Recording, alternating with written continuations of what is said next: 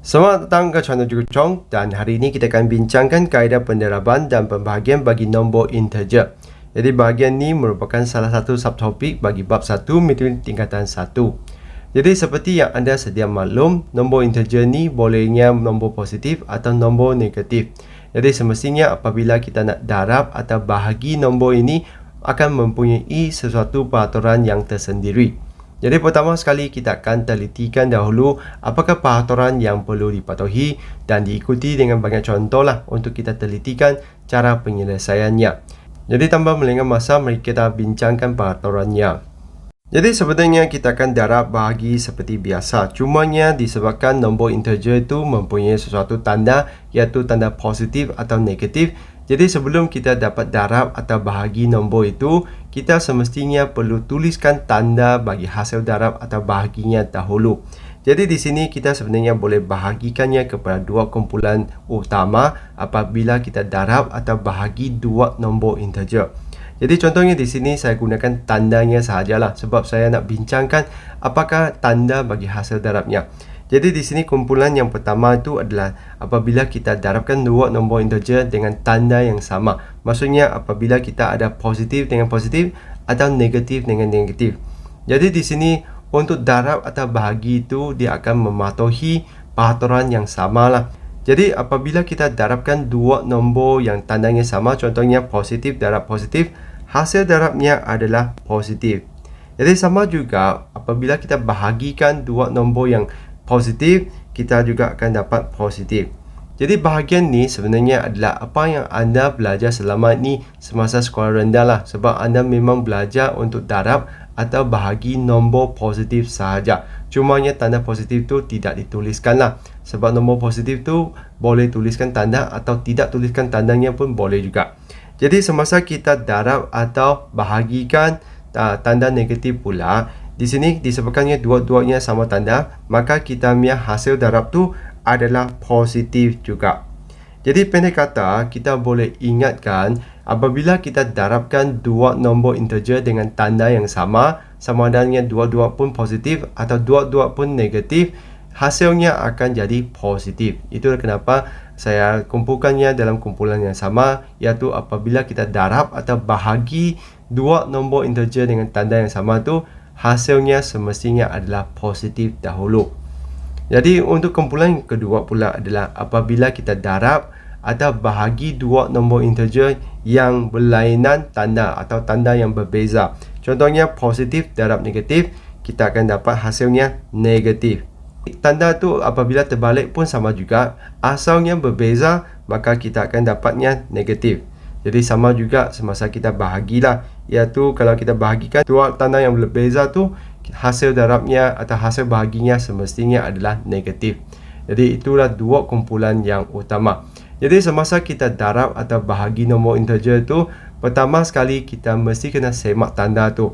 Adakah dua tanda tu sama atau berbeza? Kalau sama, hasilnya adalah positif. Kalau berbeza, hasilnya adalah negatif. Jadi sebelum kita darab atau bahagi tu, kita perlu tuliskan tandanya dahulu. Jadi untuk positif tu, biasanya kita abaikan saja tanda positif tu lah. Tapi untuk negatif, kita mesti tuliskan. Jadi seterusnya saya akan bincangkan banyak sikit contoh lah untuk kita telitikan cara penyelesaiannya. Jadi tanpa melengah masa, mari kita perhatikan contoh tersebut. Jadi arahan di sini adalah cari nilai bagi setiap yang berikut. Jadi perhatikan di sini kita mesti kena semak tandanya dahulu. Jadi untuk soalan A kita perhatikan. Jadi yang depan ni negatif 2. Maksudnya ini adalah tanda negatif dan dia darab dengan 3 saja. Jadi di sini 3 tu tak dituliskan tanda, maksudnya ini adalah positif. Sebab positif tu boleh abaikan tanda positif tu. Jadi di sini kita darabkan dua tanda yang berbeza, maka kita punya hasil tu adalah negatif. Lepas tu kita darab seperti biasalah, iaitu 2 darab 3 tu 6. Jadi cumanya di sini kena hati-hatilah. Kalau anda setakat tuliskan 6 tanpa tanda negatif tu, anda punya jawapan adalah salah. Sebab kenapa? Sebab tanda negatif tu bermaksud dia adalah hutang 6 lah. Iaitu seperti yang saya terangkan dalam video yang tambah tolak tu. Jadi kita lihat pula B, negatif 4 darab negatif 5. Jadi di sini kita perhatikan ini memang akan darabkan dua integer yang sama tanda, iaitu dua-duanya negatif. maka hasil di sini adalah positif. Jadi untuk positif tu biasanya kita akan abaikan tanda positif tu lah. Jadi kita hanya tuliskan jawapannya, iaitu 4 darab 5 tu 20. Jadi di sini tanda positif tu boleh abai saja. Sebab kenapa? Kalau kita tidak tulis pun kita kena tahu ini adalah positif. Jadi untuk C pula kita perhatikan, C ini adalah darabkan dua integer yang berlainan tanda, iaitu depan tu positif dan belakang tu adalah negatif. Jadi di sini apabila kita darabkan, hasilnya adalah negatif. Lepas tu 3 darab 5 tu 15. Jadi soalan D saya rasa anda mesti boleh buat, sebab soalan ni adalah apa yang anda belajar semasa sekolah rendah, iaitu selama ini anda hanya belajar darab atau bahagi nombor yang positif sahaja. Jadi di sini dua-duanya positif, iaitu tanda yang sama, maka hasilnya pun positif lah. 2 darab 4 tu 8 sahaja. Jadi seperti biasa untuk positif tu kita boleh abaikan tanda positif tu lah. Jadi untuk E, kalau anda nak cuba, anda boleh pauskan video lah, cuba sendiri dahulu. Jadi di sini kita pun bahagi seperti biasa, cumanya kita perlu perhatikan tanda bagi nombor integer tu, adakah yang sama atau berbeza. Jadi untuk E, kita lihat ni memang positif, bahagi positif, maka ini memang ada hasilnya adalah positif lah. Jadi 20 bahagi 4 dapatnya 5. Lepas tu untuk F, negatif bahagi dengan positif, tanda yang berbeza, maka hasilnya memang negatif. 10 bahagi 2 5. Macam tu. Lepas tu untuk G pula, positif bahagi negatif, jadi tandanya adalah berbeza, maka hasilnya pun negatif. Lepas tu 9 bahagi 1 9. Macam tu. Dan H tu kita bahagikan dua yang sama tanda. Maksudnya di sini kita akan dapat hasil kita tu positif, iaitu positif 15. Jadi macam tu aja. Jadi di sini pendek kata, apabila kita darab atau bahagikan dua nombor integer yang sama tanda, hasilnya adalah positif. Manakala kalau kita darabkan dua nombor integer yang berlainan tanda, hasilnya adalah negatif.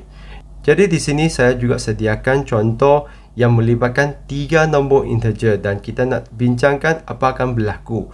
Jadi semasa kita lihat ada 3 nombor integer tu, apa yang kita perlu buat adalah kita mesti kena selesaikan 2 nombor integer pada satu masa. Jangan kita buat sekaligus, sebab saya bimbang anda akan tersilap tandanya.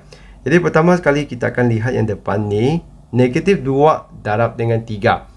Jadi kita memang akan dapat ni dua tanda yang berbeza, maka hasilnya negatif. 2 darab 3 tu 6. Lepas tu bahagi dengan negatif 6. Jadi di sini kita bahagikan dua nombor integer dengan tanda yang sama, maka hasilnya positif, dan 6 bahagi 6 tu 1. Macam tu sahaja. Jadi untuk J pun sama juga, kita perhatikan negatif bahagi negatif, tanda yang sama, hasilnya positif. Jadi 18 bagi 2 tu 9. Lepas tu darab dengan negatif 3. Jadi sekali lagi kita nampak ni dua nombor integer yang berlainan tanda. 9 tu positif dan negatif 3 tu negatif lah. Jadi tandanya adalah berbeza, maka di sini hasilnya adalah negatif. 9 darab 3 27. Macam tu. Jadi pendek kata kita perlu semak tandanya. Jadi untuk darab bahagi tu sebenarnya nombor itu adalah darab bahagi seperti biasa. Cumanya kita kena hati-hati apakah tanda bagi hasil darab tu. Jadi kita mesti kena semak dahulu apakah tanda dahulu. Jadi kalau kita darabkan dua nombor itu, kita mesti kena semak adakahnya tanda tu sama atau berbeza. Jadi kalau sama, hasilnya positif. Kalau tandanya berbeza, maka hasilnya negatif. Dan apabila kita melibatkan lebih daripada dua nombor integer itu, kita akan darabkan dua pada satu masa.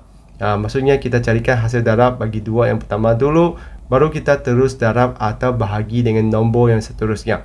Jadi kalau kita ada 3 tu, maksudnya kita selesaikan 2 yang depan, cari hasil darab bagi 2 yang depan tu, darab dengan yang ketiga, supaya kita tidak keliru dengan perubahan tanda tu. Sebab tanda itu berubah apabila kita darab atau bahagi 2 nombor integer. Jadi apabila ada 3, 4, 5 yang seterusnya tu, jangan anda kelang kabut. Kita selesaikan 2 pada satu masa, lepas tu baru kita teruskan dengan nombor integer yang seterusnya. Jadi itulah maksudnya. Jadi untuk video kali ini kita sudah bincangkan cara atau kaedah penderaban atau pembahagian bagi nombor integer ni. Yang apa yang paling penting adalah anda perlu telitikan perubahan tanda kat depan tu. Sebab darab dan bahagi tu memang seperti biasa, cumanya yang penting tu adalah tanda yang di depan tu. Jadi begitu saja untuk video kali ini. Kalau rasa video Cikgu Chong ni membantu, jangan lupa untuk tekan like dan subscribe channel Cikgu Chong. Sekian, terima kasih, kita jumpa lagi.